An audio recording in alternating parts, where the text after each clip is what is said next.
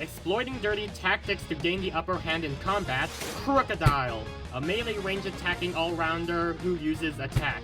This is one of my favorite Pokemon due to being a dark-type Krookodile wearing shades, and I really like all those things.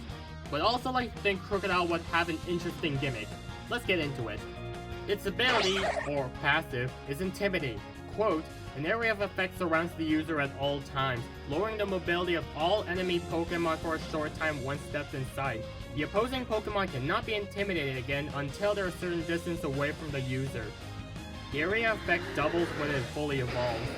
Being the Intimidation Pokemon, of course Intimidate would be the chosen ability to use. Basic attack. Becomes boosted every third attack, dealing increased damage and shoving opposing Pokemon towards the user.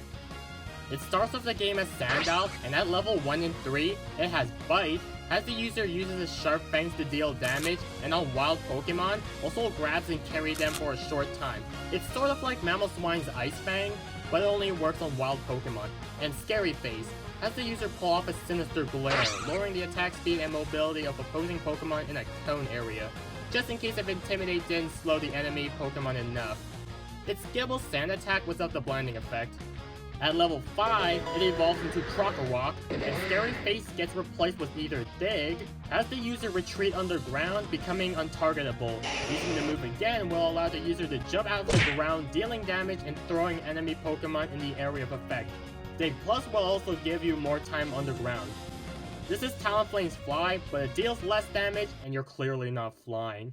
Or Power Trip, has the user boast about its strength, buffing its basic attack damage and mobility. The more active held item the user has compared to the opposing Pokemon, the stronger the buffs are. Power Trip Plus will also buff its critical hit rate.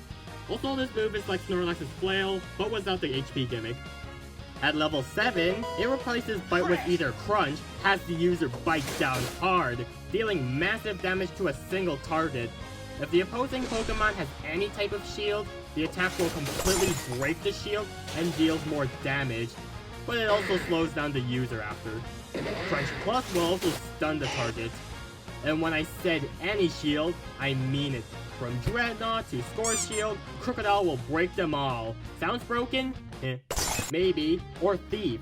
Has the user dash forward, dealing damage and temporarily disabling a held item of the opposing Pokemon.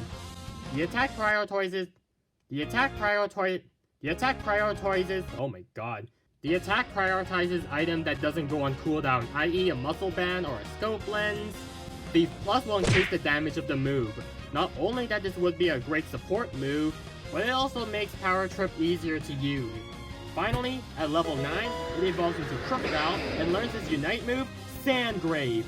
Has the user dive into a designated target, dealing massive damage to a single enemy Pokemon, burying the user and the enemy if they survive, and summoning a Sand Pit. The Sand Pit draws in opposing Pokemon towards the center.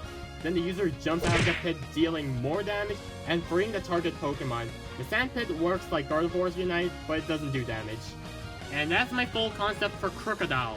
It sort of acts like a supportery type of all-rounder with the shield breaking or the item disabling, but still does a lot of damage, maybe too much damage. Overall, I'm proud of this concept.